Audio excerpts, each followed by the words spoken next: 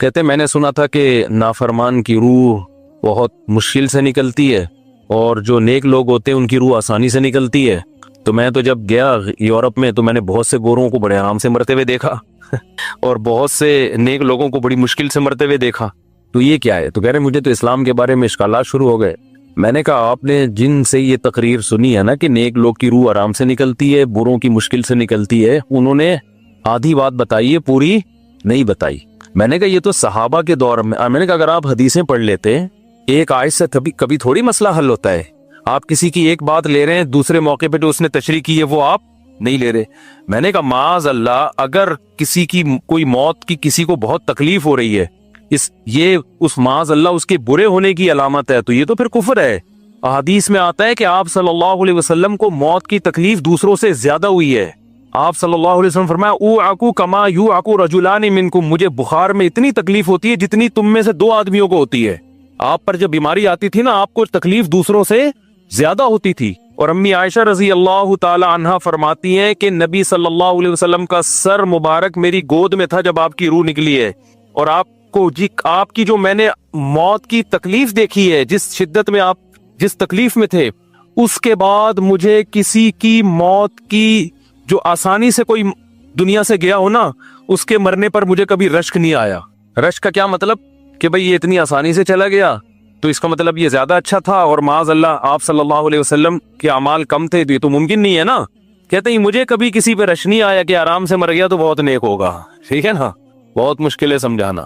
امی عائشہ فرماتی ہیں کہ یعنی امی عائشہ کی حدیث کا مفہوم بیان کر رہا ہوں کہ نبی صلی اللہ علیہ وسلم کی موت کے وقت جو تکلیف کی حالت تھی، اس کو جب سے میں نے دیکھا ہے، تو امی عائشہ کی بات کا خلاصہ یہ ہے کہ اب اگر میں کسی کو دیکھتی ہوں نا کہ آرام سے روح نکل رہی ہے، یعنی آرام سے مر رہا ہے، دنیا سے جا رہا ہے، تو مجھے اس پہ رش نہیں آتا کیونکہ بہت نیک ہوگا. کیا مطلب؟ اس کا نیک عمل سے تعلق بولتے کیوں نہیں ہے. لیکن ہمارے ہاں سارا مدار کس پر ہے؟ مرنے کے بعد شکل کیسی ہے اس کی؟ آڑا ترشا ہو گیا تو جہنم میں جا رہا ہے اس کا مطلب. اور اگر مرا ہوا ہے، دانت کھلے میں، ایسے لگ رہا ہے مسکرا رہا ہے، سیدھا کہاں جا رہا ہے؟ او بھائی، اگر خدا نہ خواستہ کوئی لکوے کا مریض تھا، کوئی فالج کا مریض تھا، وہ تو مرے گا تو اس کا تو بیچارے کا ہوگا تھوڑا سا چہرہ بھی ٹیڑھا ہو سکتا ہے، کچھ بھی ہو سکتا ہے، نیک لوگوں کا بھی ہو سکتا ہے. تو مدار کس پر ہے؟ اعمال پر. اور نیک لوگوں کو بعض دفعہ موت کے وقت ڈبل تکلیف دی جاتی ہے. ایک تو اس لیے دی جاتی ہے، یا تو اس لیے کہ کوئی گناہ ان کا باقی رہ گیا ہوتا ہے. اللہ کیا کہتے ہیں؟ بھائی قبر میں جانے سے پہلے اس کو ہمارے پاس دھلا کے لے کے آؤ، صاف ستھرا ہو کے. اب ہمارے پاس آ رہا ہے تو اب ہم نہیں چاہتے کہ اس کے گناہوں کی گٹری ہو، اس کو پاک صاف کر کے لے. میں نے بڑے بڑے بزرگ دیکھے جن کو آخری وقت میں بہت مصیبت میں گزری ان کی، یعنی زندگی کے آخری ایام، بیٹیوں کی ٹینشن، کسی بیٹی کو طلاق ہو گئی، وہ گھر آ گئی، کوئی اور مسئلہ ہو گیا، تو بڑی ٹینشن میں آخری وقت. لیکن وہ زبان سے کیا کہتے تھے؟ شکر. کیا شاید اللہ تعالیٰ ہمارے گناہوں کو معاف کرنا چاہتا. اولاد کی حدیث میں آتا ہے کہ انسان کو اس کی گھر والی کی طرف سے، اس کی اولاد کی طرف سے، اس کے جسم کی طرف سے تکلیفیں پہنچتی رہتی ہیں اور اس کے گناہ معاف ہوتے رہتے ہیں، حتی لقی اللہ طاہرا مطہرا، جب اللہ کے پاس آتا ہے نیٹ کلین، بالکل گناہوں سے پاک صاف ہو گیا. لیکن یہ تکلیف ہوتی جس میں صبر کی توفیق بھی ملتی ہے، کیونکہ اللہ دے رہا ہے نا تکلیف، اور اللہ سزا کے طور پہ نہیں بلکہ کفارے کے طور پہ، تاکہ ہمارے پاس آئے تو صاف ستھرا ہو گئے. تو اس تکلیف میں پھر صبر کی توفیق، اس لیے علماء کہتے ہیں جس تکلیف میں صبر کی توفیق مل رہی ہے سمجھ لو یہ رحمت ہے. یہ کیا ہے؟ رحمت. یہ اللہ آپ کو بنانا چاہ رہا ہے کچھ. اب لوگ کہتے ہیں یہ والی تکلیف کیوں، وہ والی کیوں نہیں آئی، یہ تو بہت زیادہ ہو گئی.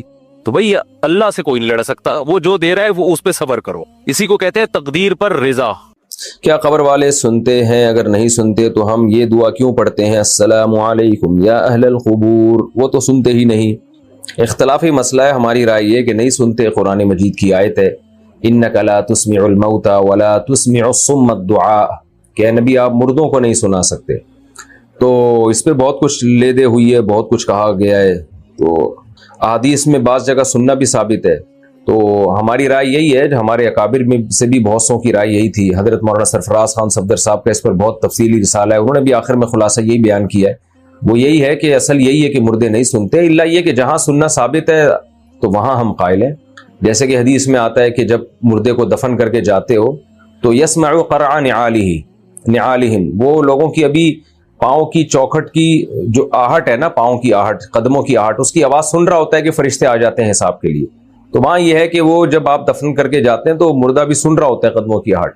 لیکن بعض علماء کی یہ رائے ہے کہ یہ حدیث جو ہے نا یہ علم سے کنایا ہے، یعنی مردے کو پتا ہوتا ہے کہ مجھے دفنا کے جا رہے ہیں. واللہ عالم، اس پیچیدہ بحث میں ہمیں پڑھنے کی زیادہ ضرورت نہیں ہے. بہرحال آپ نے پوچھا ہے تو میری اور ہمارے بہت سے اکابر کی رائے یہی تھی قرآن کی اس آیت کی روشنی میں کہ مردے نہیں سنتے، الا یہ کہ جہاں سننا ثابت ہے. تو اللہ اپنی قدرت سے کسی کو کوئی بات سنا دے تو پھر اللہ پہ تو کوئی پابندی نہیں ہے، نہ کوئی چیز اللہ کی قدرت سے باہر ہے. لیکن علی الاطلاق یہ قول کہ جب بھی آپ جائیں گے قبر پہ مردے سنیں گے، تو یہ قول ہماری رائے میں دلیل کے لحاظ سے کمزور ہے. ناتالیہ انصاری انڈیا سے، کیا سورہ فلق سورہ ناس دل میں ہی پڑھ کر دم کر سکتے ہیں یا زبان سے پڑھنا ضروری ہے؟ دل میں پڑھ کے نہیں دم کر سکتے بھائی، زبان سے پڑھنا ضروری ہے، زبان سے پڑھ کے دم کریں. سعودی عرب سے کسی نے پوچھا انڈیا اور پاکستان سے جو لوگ مسجد وغیرہ کے لیے چندہ کرنے آتے ہیں تو کیا ایسا کرنا جائز ہے؟ کیونکہ یہاں کی گورنمنٹ نے تو پابندی لگائی ہوئی ہے، وہ لوگ گورنمنٹ سے چھپ کر ایسا کر رہے ہوتے ہیں. جب گورنمنٹ نے پابندی لگائی ہے تو پھر ناجائز ہے. حکومت کے لاء کو فالو کرنا انتظامی چیزوں میں فرض ہے، ایسے پبلکلی چندہ کرنا. اور میں یہ بات بار بار بتا دوں کہ مسجدوں اور مدرسوں کے نام پہ نا فراڈی لوگ بہت گھوم رہے ہیں. جو چندہ کرتے ہیں ان کا نہ کوئی پیچھے مدرسہ ہوتا ہے نہ مسجد ہوتی ہے، اور بعض دفعہ مسجد اور مدرسہ ہوتا ہے لیکن وہ ہوتا ہی چندے کے لیے. تو اس لیے کہ ایسا نہیں ہو کہ کوئی بھی اٹھ کے مدرسے کے نام پہ پیسے مانگنا شروع کر دے، آپ دینا شروع کر دیں. یہاں بہت بیوقوف بنایا جاتا ہے. تو پہلے یہ دیکھیں ریلائبل مدرسہ ہے یا نہیں ہے، اس کی مینجمنٹ کون ہے، آڈٹ کا کوئی نظام بھی ہے یا نہیں ہے، چندہ کہاں آ رہا ہے، کدھر خرچ ہو رہا ہے. جب تک یہ پوری پراپر نالج نہ ہو، اسی طرح اپنی رقمیں اٹھا کے دیتے رہنا، یہ ضائع کرنے والی بات ہے مال کو. تو یہ ایک باقاعدہ بہت سے لوگ جو ہے نا اس دھندا بنایا ہوا ہے ان چیزوں کو. تو علماء ایسا نہیں کرتے، لیکن علماء کے روپ میں لوگ ایسا کر رہے ہوتے ہیں. کسی کے چہرے پہ تھوڑی لکھا ہوتا ہے کہ یہ عالم ہے، مفتی ہے، فراڈی ہے، کیا ہے.